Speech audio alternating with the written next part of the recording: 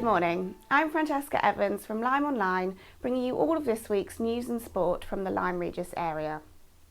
As the COP26 conference in Glasgow comes to an end, local leaders and campaigners in Lyme Regis and across Dorset are calling for immediate action to tackle climate change to prevent what they say could be catastrophic effects on our coastal communities. A contingent from the Lyme Regis-based reforestation charity, the Word Forest organisation, has been in attendance at the international conference for the past 2 weeks, delivering daily updates, talks and interviews to help supporters and the general public understand the importance and urgency of climate issues. Lyme Regis Town Councillor and climate activist Belinda Borden has also been in attendance this week to report back on carbon literacy training which she led with members of Lyme Regis, Charmouth and Seaton councils to improve their knowledge of environmental concerns. Dorset Council has sent letters to key members of the government during COP26 calling for further help in tackling climate change. Despite recently receiving criticism for not acting quickly enough after declaring a climate and ecological emergency in 2019, Councillor Ray Bryan, portfolio holder for Environment, said the council had already made remarkable progress on reducing its carbon footprint. However, he warned that this was not enough and called on the government to provide local councils with significant new powers, responsibilities and funding to deliver green recovery. The Dorset Climate Action Network has also issued a statement to the COP26 delegation this week, saying the county is ready to back the urgent need to cut carbon emissions and calling for bold and collective leadership. Residents of Lyme have come together to launch a campaign in hope that one of the main village facilities will not be closed down. It was confirmed last month that the post office, based at Lyme filling station, would cease to operate when the current postmaster's lease comes to an end on January 14th, and it was also implied that the owner, Dave Osler, may close the entire garage and shop facility. Mr Osler said that proposed changes to Lyme Road to provide access for a new primary school on land behind the village hall had been an ongoing concern for several years and could pose a health and safety hazard for his business, with increased traffic queuing outside, making it unviable in the long term. The news was met with huge concern from residents from across the local area, but particularly in Lyme, where the filling station, shop and post office serves as one of the village's last remaining facilities. Resident Will Thompson quickly launched a Facebook group to campaign against the closure and hosted a public meeting attended by about 80 residents on Sunday evening. Mr Osler was not present at the meeting to confirm any details or address concerns, but Mr Thompson said he understood that the entire facility was due to close in the new year unless an amendment was made with regards to the access on the planning application for the new school.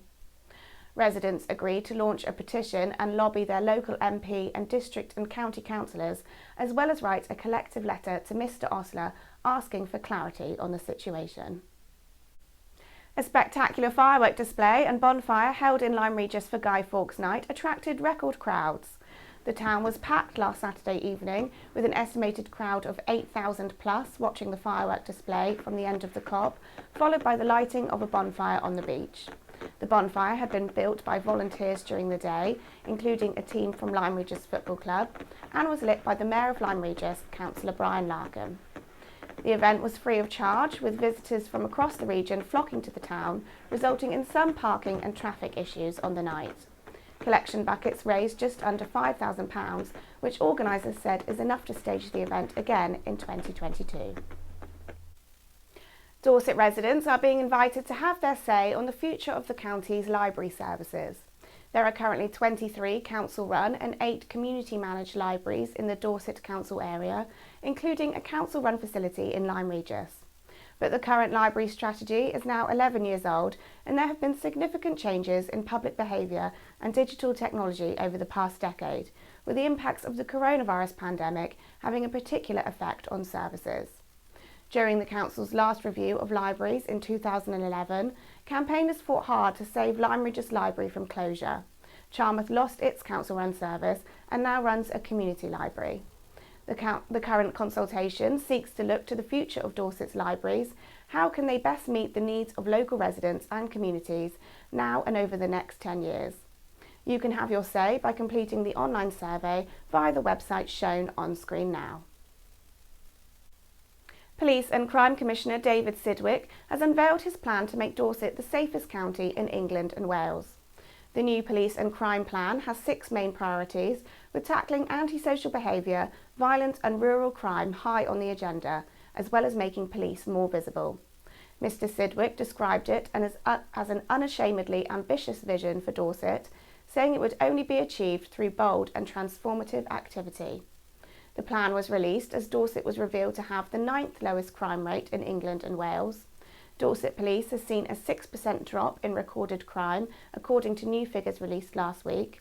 This reflects a drop in overall crime for the 6th consecutive quarter and covers the 12 months to the end of June 2021.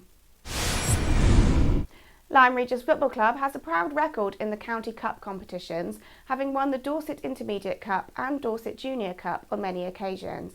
But since graduating to the Devon and Exeter Premier Division, Lyme is now considered to be a senior club and has to compete at a higher level for the Dorset Senior Trophy.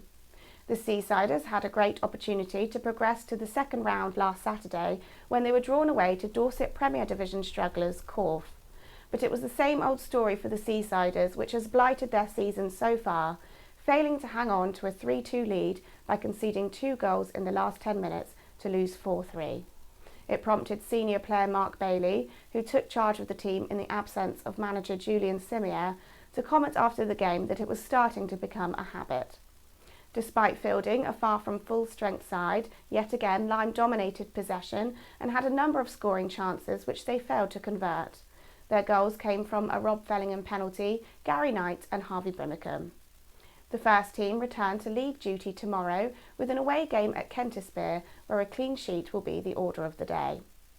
Lyme reserves maintained their good form with a 2-0 win away to Hemyock last weekend, despite fielding a bare 11 players. The victory saw them move into second place in Devon and Exeter Division 6. Tomorrow, the reserves are at home to Allendale in the Dorset Intermediate Cup with a 1:30 p.m. kick-off. Tonight, Axminster and Lyme Cancer Support will hold an auction of promises at Up Lyme Village Hall, while the Marine Theatre in Lyme Regis hosts the Jonah Hitchens Band. On Saturday, TV comic Tez Ilyas will appear at the Marine with his brand new stand-up show. Remembrance Sunday commemorations will include the annual procession through the town centre, starting at 10:30 a.m, followed by a short service at the War Memorial in Monmouth Street. There will be no special service in church this year due to COVID-19, but Lyme Bay Choral will host a free Remembrance Sunday concert in the parish church from 4:30 p.m. There are gusty winds and the risk of light showers this morning, but the forecast will remain largely cloudy over the weekend, with some sunny spells on Saturday and temperatures reaching 14 degrees. Thanks for watching LymeOnline's news bulletins. To stay up to date with the latest local news, visit our website, follow us on Facebook, Twitter or Instagram, or sign up to our free weekly newsletter. But in the meantime, have a great weekend.